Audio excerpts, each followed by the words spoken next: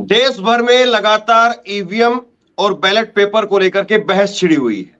2024 का लोकसभा चुनाव ईवीएम से नहीं बल्कि बैलेट पेपर से कराया जाए, इस बात को लेकर के सड़क से लेकर के संसद तक और सुप्रीम कोर्ट तक इस वक्त में एक धड़ा है जो लगातार लड़ाई लड़ने का काम कर रहा है और उसमें महमूद पराचा जैसे सुप्रीम कोर्ट के वकील उसमें अगुवाई भी कर रहे हैं। लेकिन इस बीच में चुनाव की घोषणा होती है, चुनाव की तारीखों का ऐलान होता है और chief election commissioner Rajiv Kumar उनसे सवाल पूछा गया।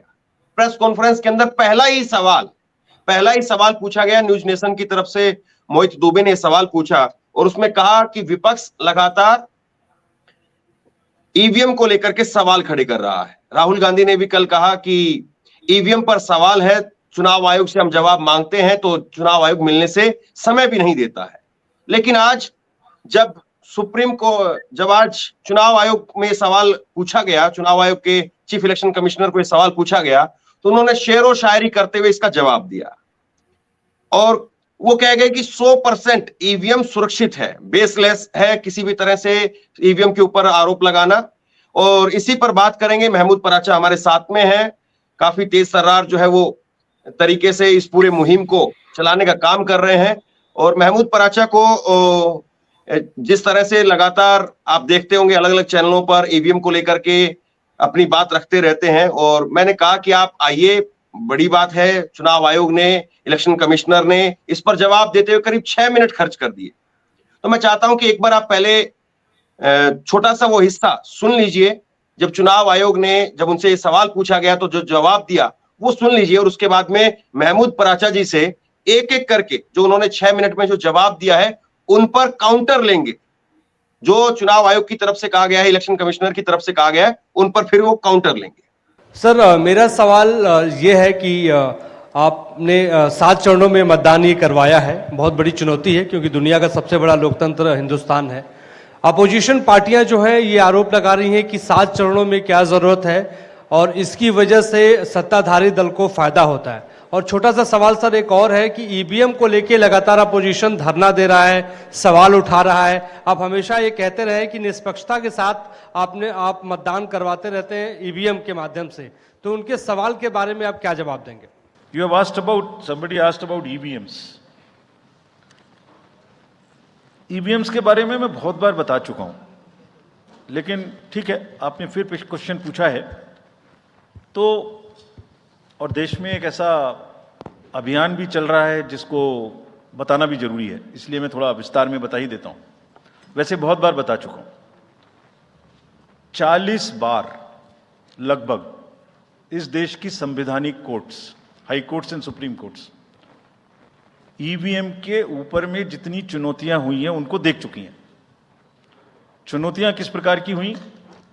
ये हैक हो सकती है, चोरी हो जाती है, 19 लाख मिसिंग हैं, इसमें दिखाई नहीं देता है, ये कंप्यूटर से खराब हो जाती है, रिजल्ट्स बदल सकता है, मैनिपुलेट हो सकता है।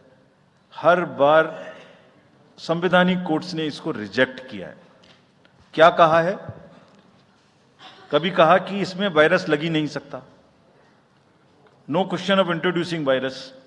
कभी कहा इनवैलिड वोट्स नहीं हो सकते, कभी कहा रिगिंग इज नॉट पॉसिबल, कभी कहा कि when there is section 61A in the RP act which empowers the use of the EVMs, जब तक वो खत्म ना हो तब तक ये प्रश्न उठाना गलत है।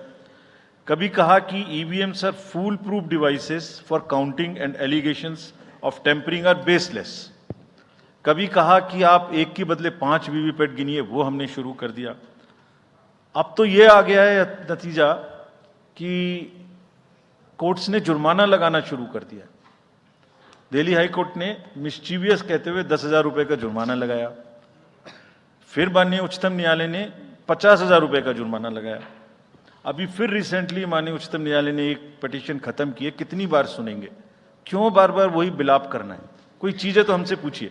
हैक नहीं हो सकती, किसी सूरत में नहीं हो सकती, एंड जो परिणाम आते हैं वही प्रमाण है, बार बार परिणाम आते हैं। कोई भी ईवीएम लेके बैठ जाता है सोशल मीडिया पे, वो डिब्बा लेके एक बैठ जाता है, और आजकल एक नया ट्रेंड शुरू हुआ है, वो थोड़ा सा एक्सपर्ट भी बन जाता है। आजकल 1-2 एक्सपर्ट भी चल रहे हैं सोशल मीडिया पे। वो कहाँ की डिग्री हैं, कहाँ के एक्सपर्ट हैं, थोड़ा देखना भी चाहिए। वो बताते हैं कि ये डिब्बा है, वो टूल बॉक्स जैसा डिब्बा होता है, उसके अंदर में क्या है पता नहीं है, उसमें से एक गत्ते के डिब्बे में से एक स्लिप भी निकलती है। वो धरना भी हो जाता है कि ये स्लिप बदल गई, मैंने यहाँ बटन दबाया था और यहाँ ही गलत निकल। लेकिन भाई आपने क्या दबाया था, किसी को बताया था क्या, क्या निकला किसी को बताया था क्या?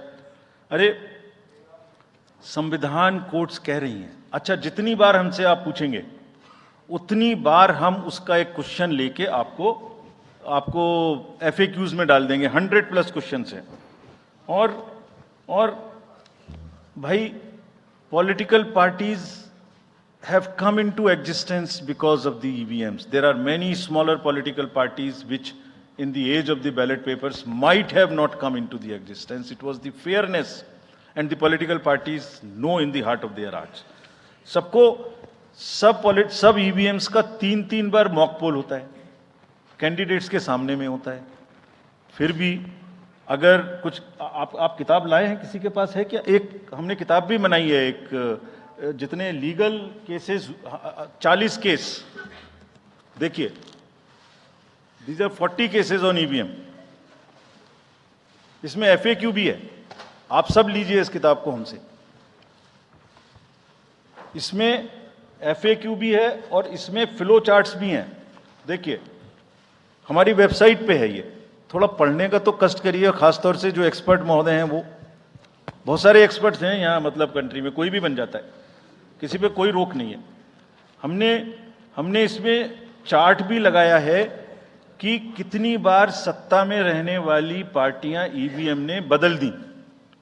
तो मुझे भी EVM पे फिर मैं रात सोच रहा था ये प्रश्न तो आएगा जरूर, तो फिर रात को मैंने कुछ लिखा अपने हाथ से, वो फिर आपको सुनाता हूं। अधूरी हसरतों का इल्जाम, अधूरी हसरतों का इल्जाम हर बार हम पर लगाना ठीक नहीं। ये EVM कह रही है, मैं नहीं कह रहा हूं। अधूरी हसरतों का इल्जाम हर बार हम पे लगाना ठीक नहीं, वफा खुद से नहीं होती, खता EVM की कहते हो। और बाद में गोया जब परिणाम आता है तो उस पर कायम भी नहीं रहते, आप ही के पक्ष में रिजल्ट आ जाता है। ये क्या बात है भाई? कितने दिन? EVMs are 100% safe, 100% sure. We know now, in last 2 years, again, we have done large number of improvements. एक EVM की नंबर जो भी किस बूथ पे जाएगी वो कैंडिडेट को दिया जाएगा, इसलिए इसमें कोई प्रॉब्लम नहीं है। प्राचा जी, आपने सुना किस तरह से यहाँ पर चीफ इलेक्शन कमिश्नर आप लगातार मुहिम जो है पूरे देश भर में चला रहे हैं, और इसमें कोई शक नहीं है कि बहुत बड़ी तादाद में, ना केवल हजारों की बल्कि करोड़ों की तादाद में लोग जो है वो आपकी मुहिम के साथ जुड़े हैं। लेकिन आपकी मुहिम का तो एक तरह से कहें कि चीफ इलेक्शन कमिश्नर ने हवा निकाल दी। वो कह रहे हैं कि ये तो कुछ लोग आ जाते हैं, डिब्बा लेकर के आ जाते हैं, और उस डिब्बे में क्या है एक्सपर्ट बन गए हैं, हमने तो किताब लिखी हुई है बाकायदा इसको लेकर के। तो सारी बातें आपने सुनी है, मैं चाहता हूं कि एक बार इस पर आप ओपनिंग जो है वो आपकी एक टिप्पणी दें। एक मिर्जा गालिब का शेर है, उसका मैं 2 शेर पढ़ के जवाब देना चाहूंगा। पहली चीज तो ये EVM की जो ये आवाज है, ये देश की जनता उठा रही है, कोई पॉलिटिकल पार्टी नहीं उठा रही है जिससे EVM शिकायत करेगी। देश की जनता को EVM ये जवाब कभी दे नहीं सकती। देश की जनता को वही ये जवाब दे सकते हैं जिनके लिए ये शेर है। काबा किस मुंह से जाओगे गालिब, शर्म तुमको मगर नहीं आती। काबा किस मुंह से जाओगे गालिब, शर्म तुमको मगर नहीं आती। ये है इनका जवाब। दूसरा जवाब एक और है, देश की जनता इनके बारे में क्या कह रही है, वो भी गालिब का ही ये बहुत शेरो शायरी कर रहे हैं ना, चुनाव का काम भूलकर शेरो शायरी ज्यादा आ रही है इन्हें। इसलिए आ रही है कि इनको भरोसा है कि मोदी जी और अमित शाह जी इनका बाल भी बाका नहीं होने देंगे। तो दूसरा शेर ये है जो देश की जनता इनके लिए कह रही है, तेरे वादे पे जिए हम तो ये जान झूठ जाना कि खुशी से मरना जाते अगर एतबार होता। तो चुनाव आयोग के जो अभी इनको 3, ये खुद भी जेबी हैं और इनको 2 जेबी और मिल गए, और एक जिसका थोड़ा बहुत जमीर था ना, जिसका जमीर देश की मालिक, देश की जनता की आवाज सुन के जाग गया, वो इस्तीफा देके क्यों चलेगा? ये भी इसका जवाब दे देते जरा। ये सवाल पूछा गया था, उनका जवाब भी मैं बताऊंगा आगे। तो तीसरी बात ये है कि ये हम इनसे क्या कह रहे हैं कि हमने चलो कार्डबोर्ड का डिब्बा, इनको कार्डबोर्ड का डिब्बा नजर आ रहा था, हम लोगों ने जो इनके वीवीपैट की एक तरीके से झूठ को एकदम एक्सपोज कर दिया, तो हम इनसे क्या कह रहे हैं कि आप जो हमारी ये मशीन है, ठीक है, जिससे हम दिखा रहे हैं कि वीवीपैट में आपने काला शीशा लगा के और टाइम कम करके लोगों को धोखाधड़ी करने का प्रोग्राम किया है, उसको आप ले लीजिए हमसे, ठीक है, आप ले लीजिए हमसे और इसको ऐसा बना दीजिए जैसे आपकी मशीनें हमारी मशीनें में वापस कर दीजिए, हम इसको आपको फिर वैसा करके दिखा देंगे कि ये फ्रॉड हो सकता है, ठीक है। हम ये ऑफर दे रहे हैं इनको। इनके पास तो कोई ऐसा नोबेल प्राइज विनिंग फॉर्मूला आ गया ना कि नॉन हैकेबल, आज भी बता रहे हैं। हम क्या कह रहे हैं, ये मैनिपुलेटेबल है, हैकेबल भी है और ये प्री प्रोग्रामेबल भी है। इन लफ्जों के शायद मतलब इनको समझ में नहीं आते होंगे। तो बुनियादी बात यह है कि अगर हमारी बात का इतना इनको मजाक ही उड़ाना था, तो इन्होंने सरकारी अफसरों को, जिस मशीन को ये अपने पीछे से रखते थे, किसी 2017 में इलेक्शन कमीशन के जो पुराने भ्रष्ट चीफ इलेक्शन कमिश्नर थे, उन्होंने किसी भी पॉलिटिकल पार्टी को उसको हाथ नहीं लगाने दिया, दूर से देख लो। अब ऐसा क्या हो गया कि गली गली लेके घूम रहे थे ना, अभी गली गली लेके लोग इनको दौड़ा रहे थे, इनके ऑफिसर्स को, कि तुम झूठे हो।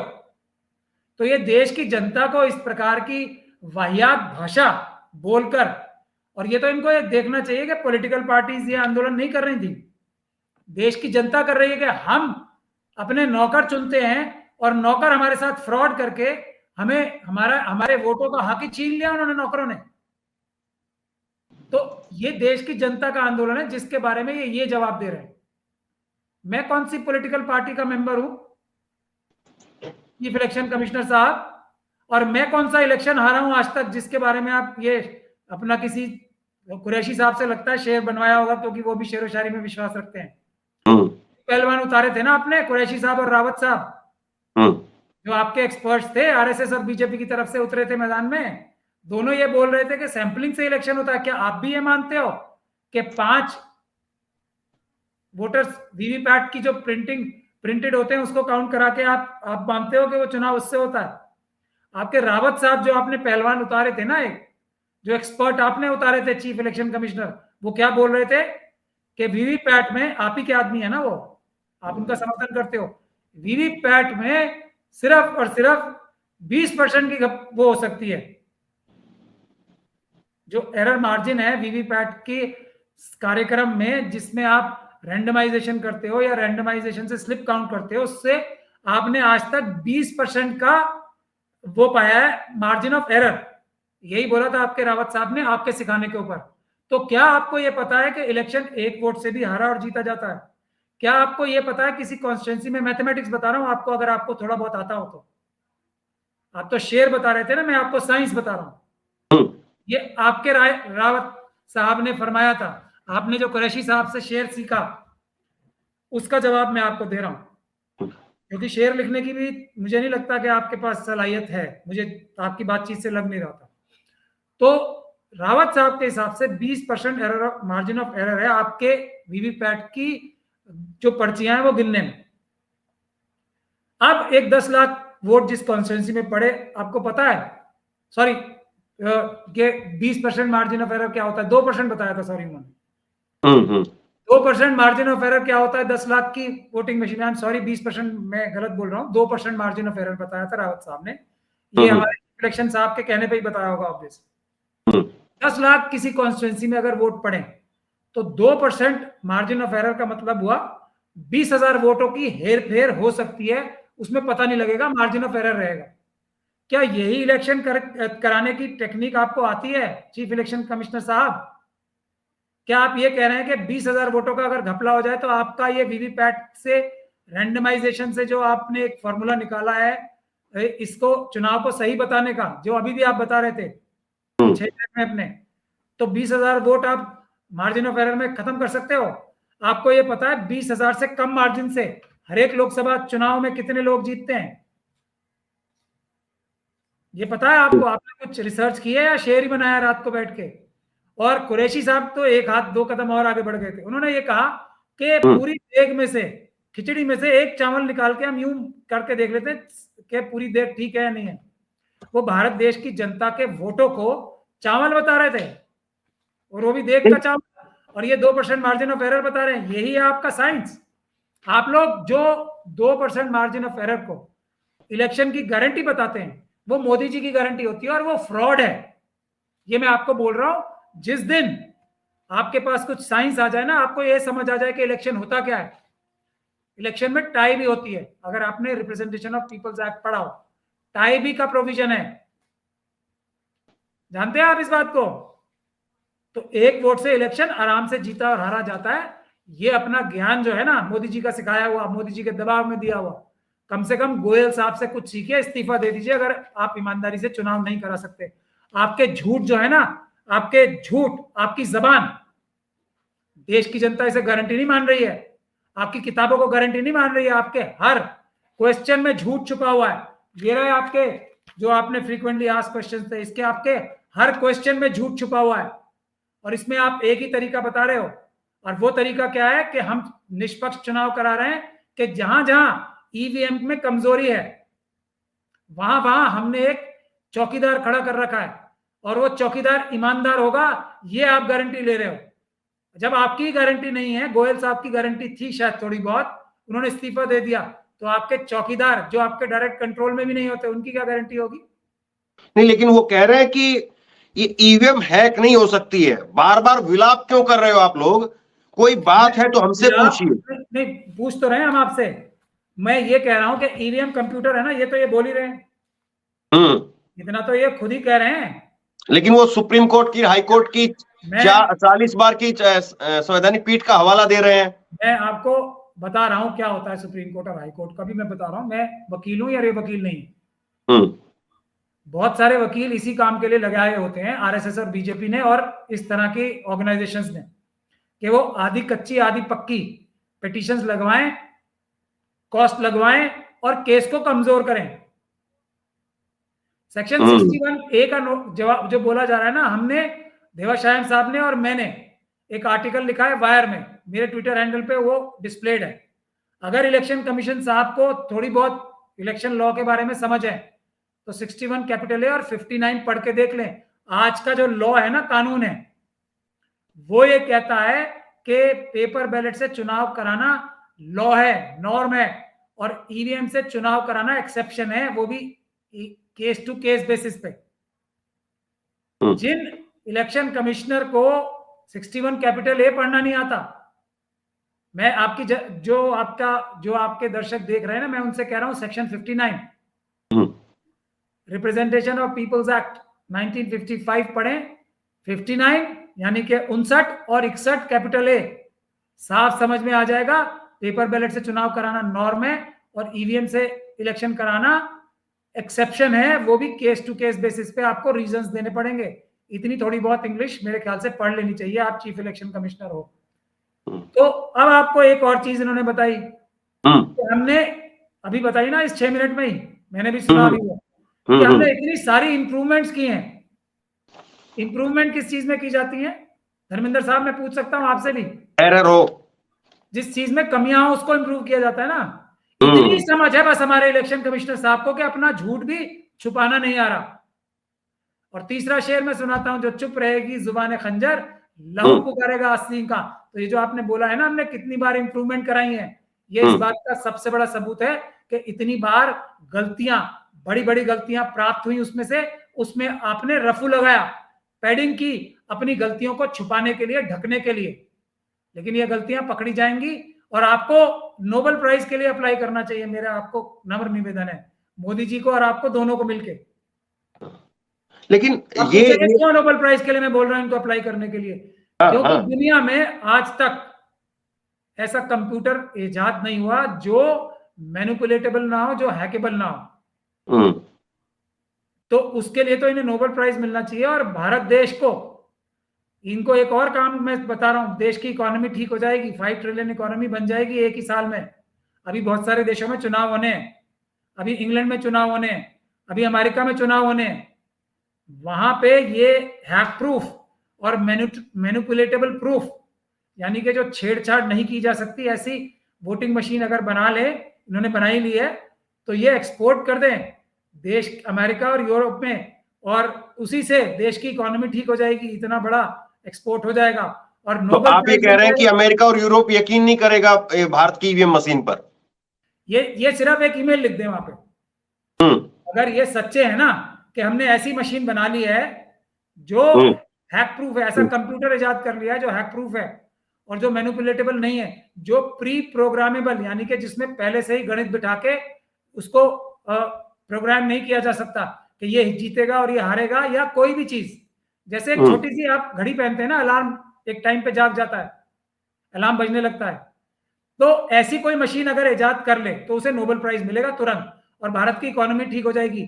ये और मोदी जी दोनों मिलके, बाइडेन साहब भी दोस्त हैं इनके और ऋषि सुनाक साहब भी दोस्त हैं मोदी जी के, ये अपने दोनों महानुभाव एक ईमेल लिख दें कि हम आपको ऐसी मशीन देना चाहते हैं जो हैक नहीं हो सकती, हम आपको ऐसी वोटिंग मशीन बना सकते हैं, आप सब गधे हो, आपको कुछ नहीं पता, हमने बना ली है ऐसी मशीन कि आप तो पेपर बैलेट से चुनाव करा रहे हो, हमने ऐसी मशीन बना ली है जो बिल्कुल, और हमारी कोर्ट्स ने उसको 40 बार डिसमिस कर दिया। तो वो बोलेंगे हमारी जो कॉन्स्टिट्यूशनल कोर्ट्स हैं उन्होंने साफ तौर पे कहा है कि ईवीएम से चुनाव कराना धोखा है।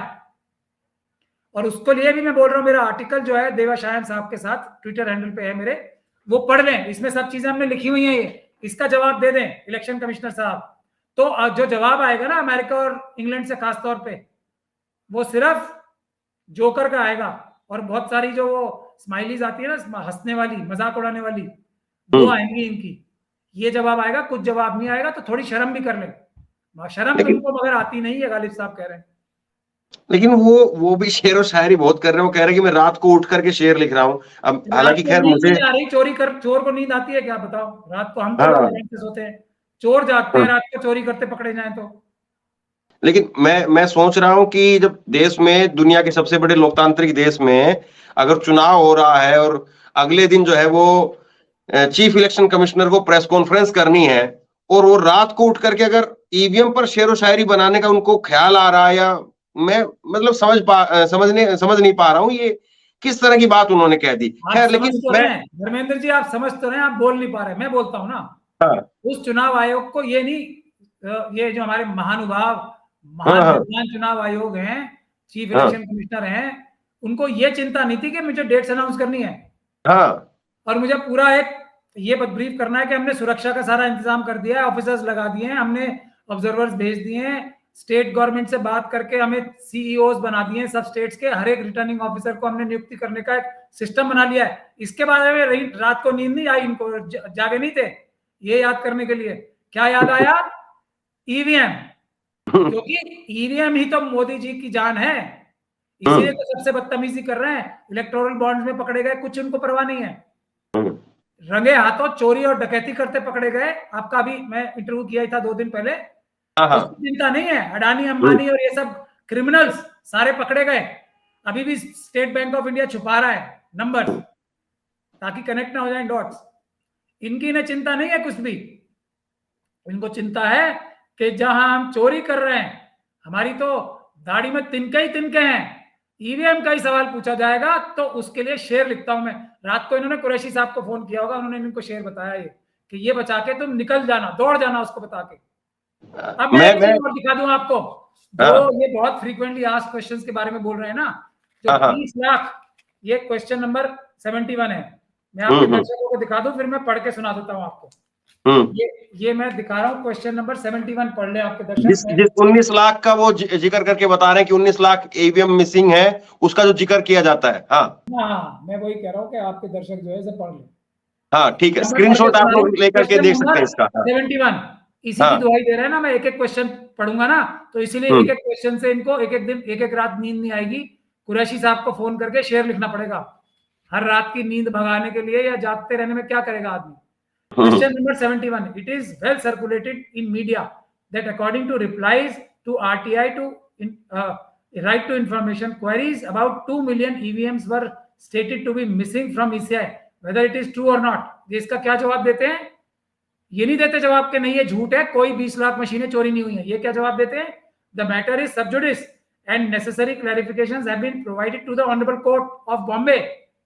The issue is nothing more than twisting selective and wrongful representation of facts by vested interest. इस सवाल का क्या जवाब होना था कि 20 लाख मशीनें चोरी नहीं हुई हैं? नो, ये गलत है। ये क्या कह रहे हैं? हम आपको नहीं बताएंगे फ्रीक्वेंटली आस्क्ड क्वेश्चंस में। मैटर कोर्ट के सामने चल रहा है और हम कोर्ट को बता चुके हैं। क्या बता चुके हैं वो नहीं बताएंगे आपको। अरे सिंपल बोलते हैं ना, नहीं ये झूठ है। तो ये बेईमानी है या ईमानदारी है? नींद क्यों नहीं आती उसका एक रीजन मैंने आपको ये दिखा दिया। ऐसे व्यक्तियों को नींद आएगी, देश की जनता माफ नहीं करेगी।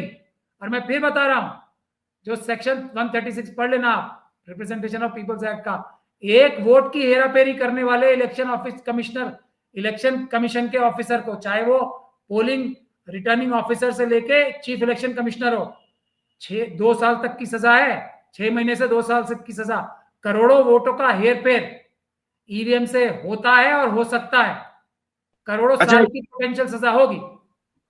टेक्निकल बात मैं आपसे पूछना चाहूंगा। वो कह रहे हैं कि एक एक ईवीएम का 3-3 बार मॉक टेस्ट किया जाता है और ये जो नंबर है ईवीएम का नंबर, वो कैंडिडेट को भी दिया जाता है। तो कहीं से कोई दिक्कत नहीं है, EVM are 100% safe and secure. 3-3 बार मॉक जिसका ट्रायल कराया जाए, क्यों कराया जाता है 3-3 बार? ये तो 100% सेफ है ना धर्मेंद्र जी। दिखाया जा रहा है उनको। मैं इसीलिए कह रहा हूं ना कि जब चुप रहेगी जुबान खंजर, लहू पुकारेगा आस्तीन का। मतलब अपने ही जाल में खुद ही घिर के गिर रहे हैं, उलझ रहे हैं, क्योंकि झूठ इतना बड़ा बोल रहे हैं। भाई 3-3 4-4 बार मॉक पोल करा के दिखाने की क्या जरूरत पड़ रही है?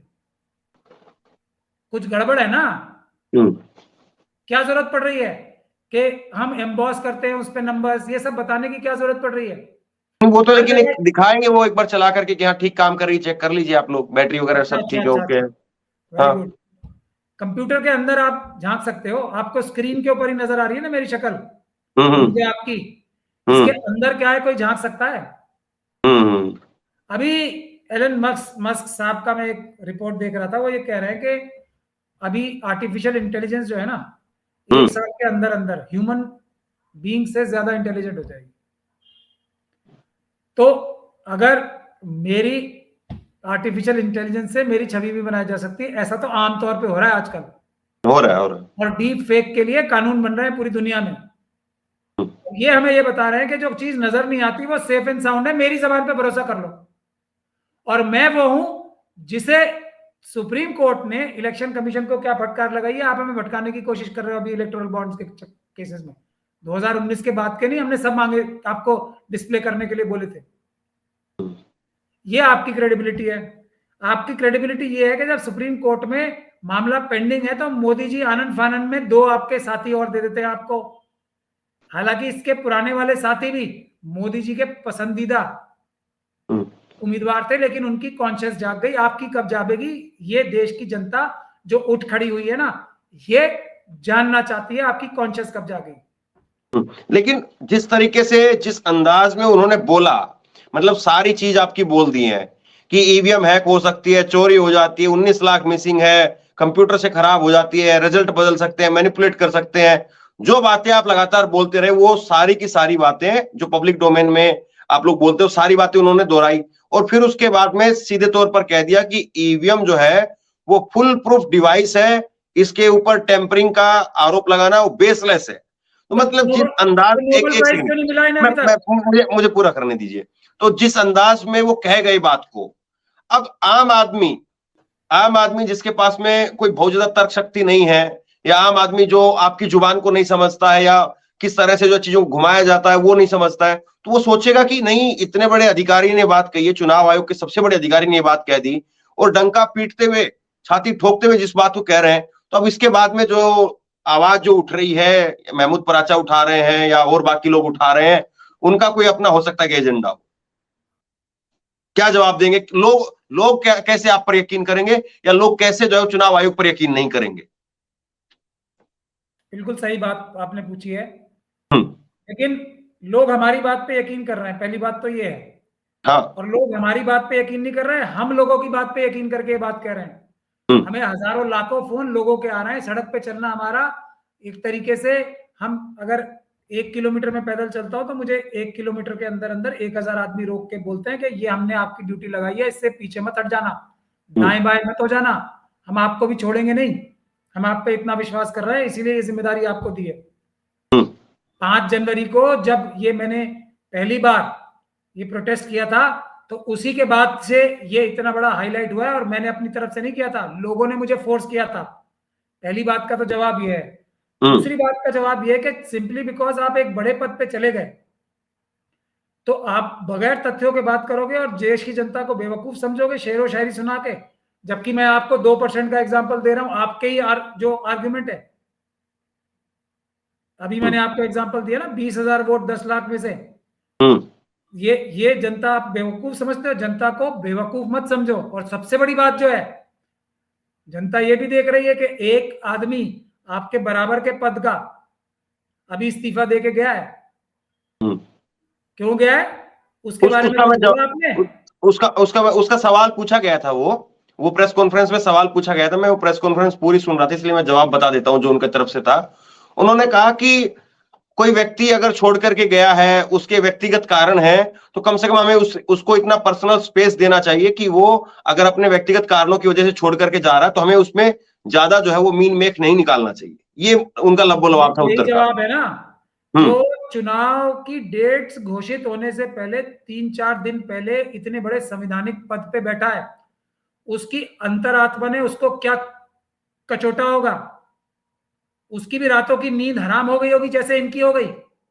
ईवीएम ईवीएम ईवीएम ईवीएम सोचते हुए कि हर व्यक्ति, ये भी तो इनके परिवार वाले भी तो सड़क पे निकलते हैं ना, सब्जी लेने, दूध लेने, जो सवाल हमसे पूछते हैं इनके जानने वाले इनके परिवार वालों से पूछ रहे हैं कि क्या बेईमानी कर रहे हैं आपके जो ये इलेक्शन कमीशन है, आपके रिश्तेदार, ये इनके। इसीलिए उनको शेरो शायरी कुरैशी साहब से, किसी और साहब से, उनकी आत्मा, अंतरात्मा इतनी ज्यादा जागृत हो गई थी, उनको शेरो शायरी से भी निजात नहीं मिली अपने आत्मा के बोझ से।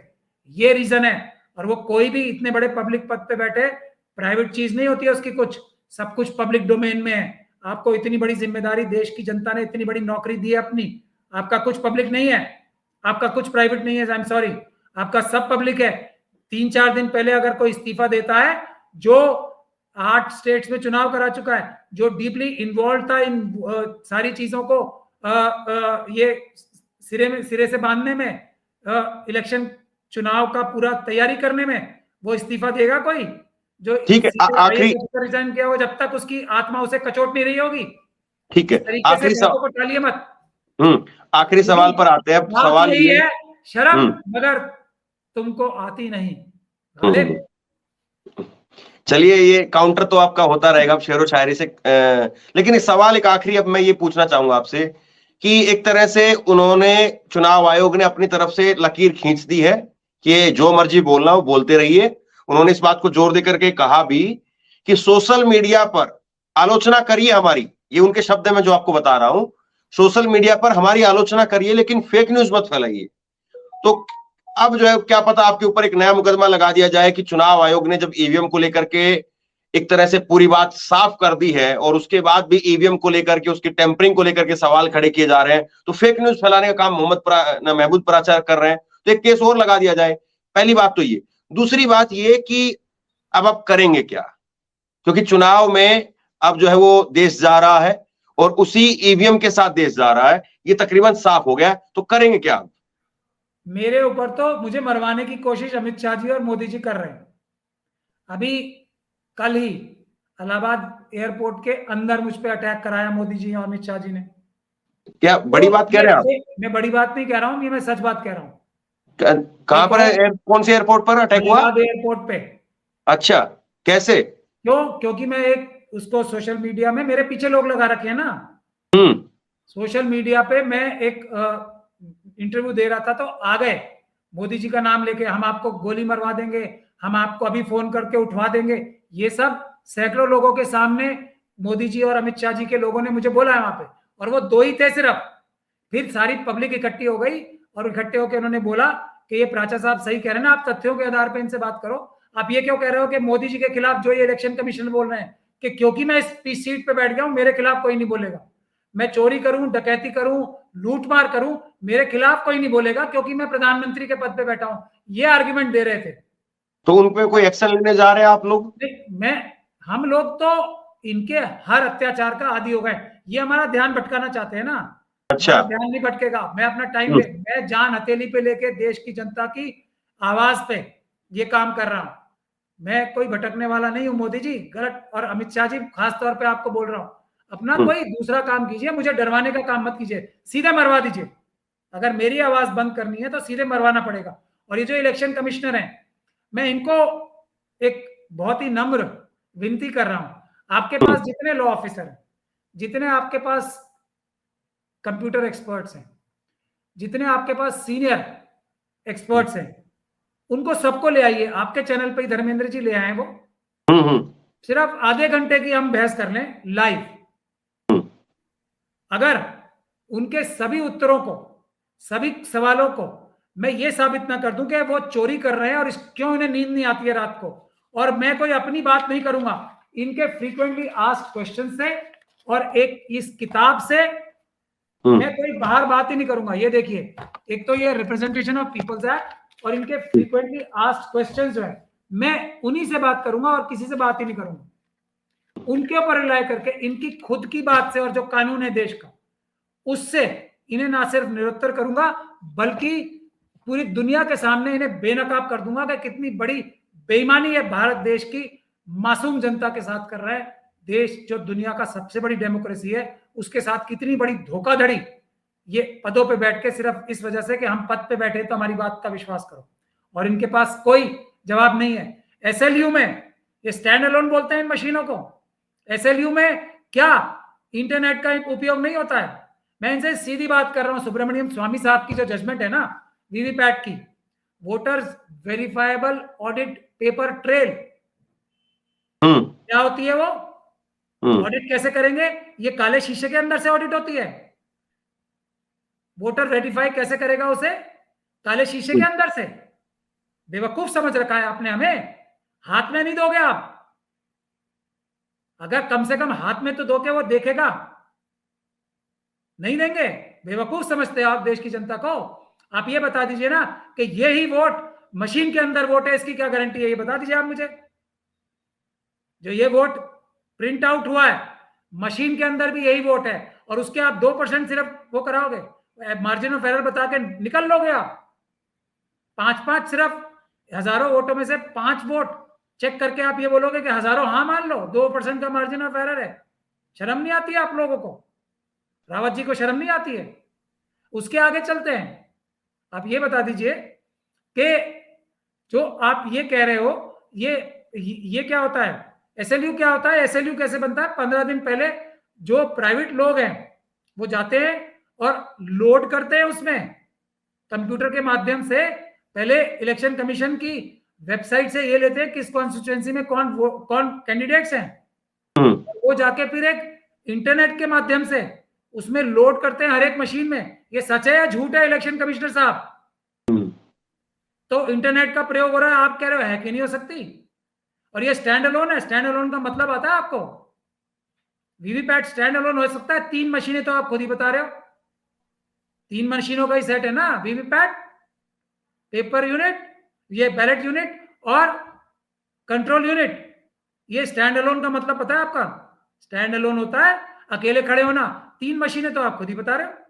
बेवकूफ है देश की जनता। और आप बोलोगे कि मैं इलेक्शन कमीशन हूं, देखो मैं तो कोट खरीद के आया हूं, इतना बढ़िया टाई लगा के आया हूं, सीट पे बैठा हूं, आप सब लोग आए हो, संवैधानिक पद पे बैठा हूं। मेरा यकीन करो इस बात के लिए, झूठ में सब बोल रहा हूं। तो जिस दिन आपकी इच्छा करे ना, आधे घंटे के टाइम निकाल के आ जाए, आपके चेहरे से सारे नकाब उतार दिए जाएंगे। ये बता दिया जाएगा कि आप कितनी बड़ी देश के साथ बेईमानी कर रहे हैं। तो आप चैलेंज कर रहे हैं चीफ इलेक्शन कमिश्नर को डिबेट के लिए अकेले, और ये अपने साथ 100 लोग ले आए या 500 लोग एक्सपर्ट्स ले आए, मैं अकेले आऊंगा। और मैं सिर्फ और सिर्फ एक रिप्रेजेंटेशन ऑफ पीपल्स एक्ट लेके आऊंगा और जो भी मटेरियल इन्होंने वेबसाइट पे अपलोड कर रखा है ना वो लेके आऊंगा, कुछ और इस्तेमाल ही नहीं करूंगा। इनकी सारी बातें इनके ऑन द रिकॉर्ड जो इन्होंने बातें कह रखी है उससे झुठलाऊंगा। लेकिन अब जब जिस दिन मर्जी करे आ जाए। लेकिन अब तो चुनाव में देश चला गया है और आप जो बातें कह रहे हैं, मैं कोई देर नहीं हुई है धर्मेंद्र जी, ये भी बता दूं, 15 दिन पहले ही चुनाव के। अभी मैं देश की जनता से ये भी कहता हूं कि आप लोग देखें, कैंडिडेट जब तय हो जाएंगे तभी पेपर बैलेट बनता है, तभी जो मतपत्र होता है ना तभी छपता है। वो भी कैंडिडेट कब तय होते हैं? 15-16 दिन पहले तभी पेपर बैलेट छपता है और तभी वीवीपैट तैयार होते हैं। हजारों लोग आएंगे ना, अडानी और अंबानी के एजेंट, और जो एक पेन ड्राइव लेके इंटरनेट कनेक्शन लेके इसमें कैंडिडेट्स के नाम चढ़ाएंगे इलेक्शन कमीशन की वेबसाइट से वो काम भी सिर्फ वोटिंग डे से 15 दिन पहले होता है। तो देर कुछ नहीं हुई है, देश की जनता बेवकूफ नहीं है। तो आपको लग रहा है कि अभी भी जो है वो इस बात की गुंजाइश है? और एक सवाल मैं आपसे ये भी जानना चाहूंगा कि क्या आपको ये भी लग रहा है, मुझे व्यक्तिगत तौर पर इस बात को ये बात जरूर लग रही है कि जिस तरह से ईवीएम को लेकर के एक माहौल है, और इसमें कोई शक नहीं है, मैं जानता हूं इस चीज को, मैं लगातार आपको फॉलो भी करता हूं और सोशल मीडिया पर मैं देख भी रहा हूं, जिस तरह का समर्थन आपके साथ में है, तो इसमें कोई शक नहीं है कि देश में करोड़ों लोग हैं ऐसे जो ईवीएम से चुनाव नहीं चाहते हैं।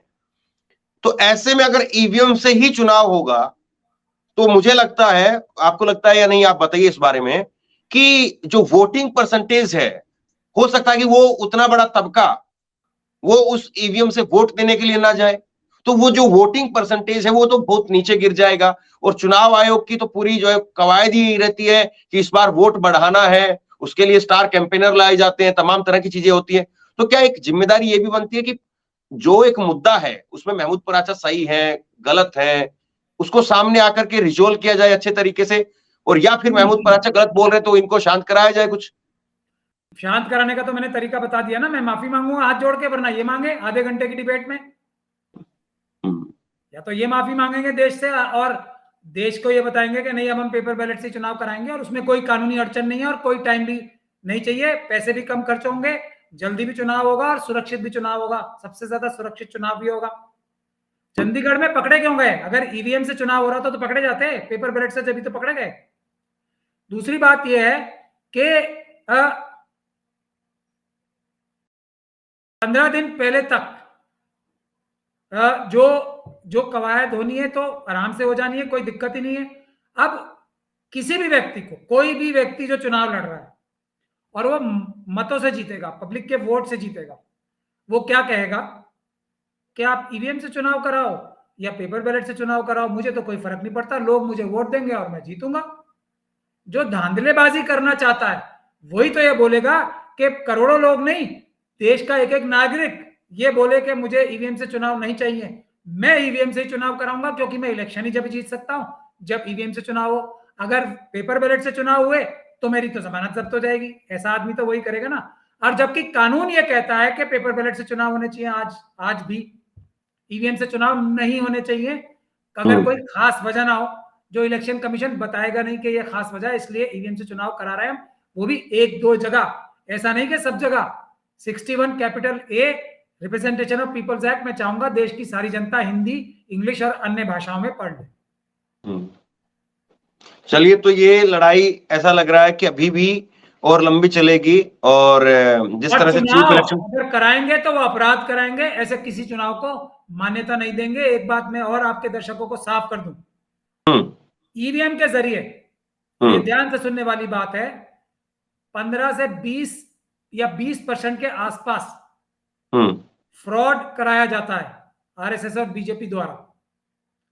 अगर वोटर्स भारी संख्या में आके ईवीएम के माध्यम से भी अगर वोट देंगे, भारी संख्या में आके, मेरी बात सुन लीजिए, अभी इनके पास तैयारी नहीं है कि ये 25% से ज्यादा झूठे नकली वोट बढ़वा सके अभी तक।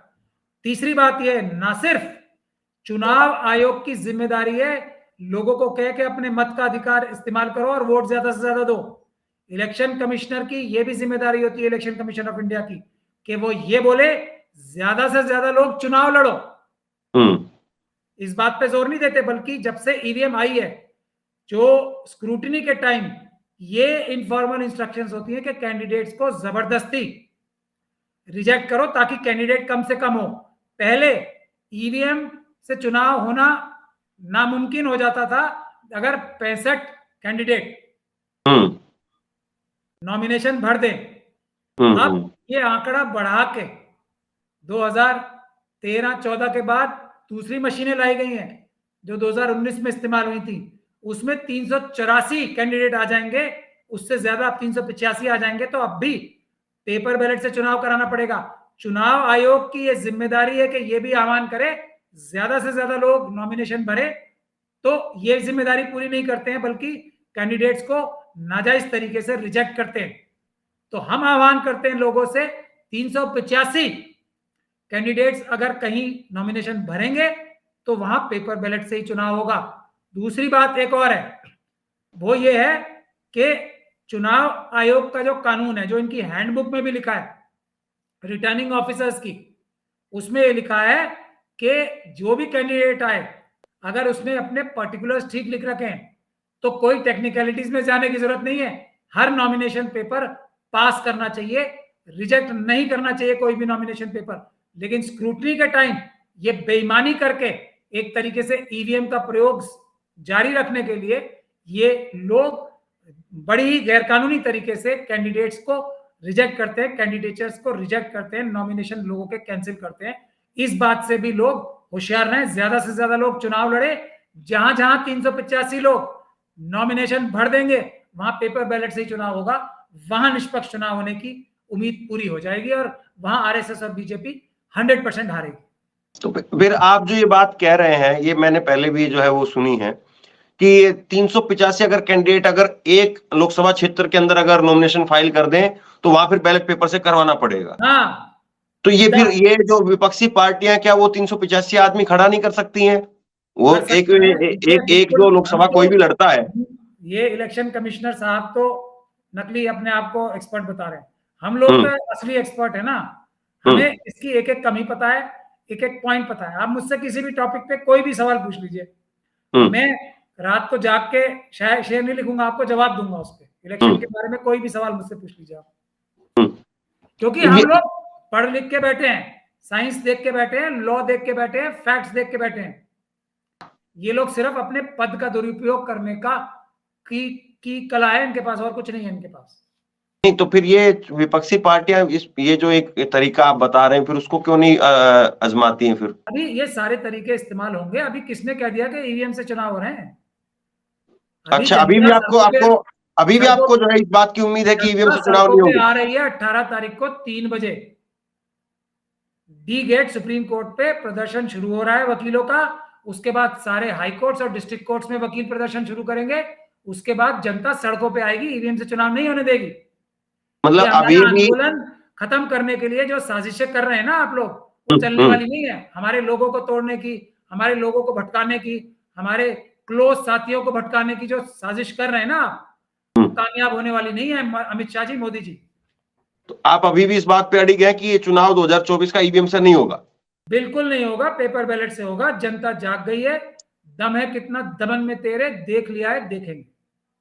चलिए, तो महमूद पराचा से आप जो है वो 2 घंटे 4 घंटे कितने घंटे भी बैठ करके बात करिए, और सुप्रीम कोर्ट के वकील भी हैं वैसे तो तर्क में वैसे भी जो है वो जीतने की कोशिश कर रहती है इनकी। लेकिन सवाल अब यही है कि देश चुनाव में जा रहा है और चुनाव आयोग ने तारीखों का ऐलान भी कर दिया, आचार संहिता लग गई है। लेकिन क्या अभी भी जो महमूद पराचा कह रहे हैं कि 18 तारीख का एक बड़ा प्रोटेस्ट है 3 बजे सुप्रीम कोर्ट के बाहर, और क्या वाकई अभी भी संभव है? और क्या वाकई आप बताइए एक दर्शक के तौर पर, एक देश के नागरिक के तौर पर, कि एक तरफ जो है महमूद पराचा के तर्क हैं और एक तरफ जो है सुप्रीम कोर्ट में एक तरफ चीफ इलेक्शन कमिश्नर के तर्क हैं, तो कौन से तर्क आपको ज्यादा मजबूत दिखाई दे रहे हैं? चीफ इलेक्शन कमिश्नर जो बातें कह रहे हैं उनमें ज्यादा जो है आपको जो है वो लग रहा है कि ज्यादा सच्चाई है, या महमूद पराचा जो सवाल उठा रहे हैं या वो वाजिब सवाल है? आप लोग नीचे कमेंट बॉक्स में अपनी राय लिख करके जरूर बताइए और इस वीडियो को शेयर कीजिए, लोगों तक पहुंचाइए, क्योंकि बड़ी बात यह है कि आज जिस तरह से माहौल है तो ऐसे में धारा के साथ में तो बहुत सारे लोग बहते हैं, लेकिन धारा के खिलाफ होकर के, धारा के उल्टे होकर के बहने की जो क्षमता है वो बहुत कम लोगों में है।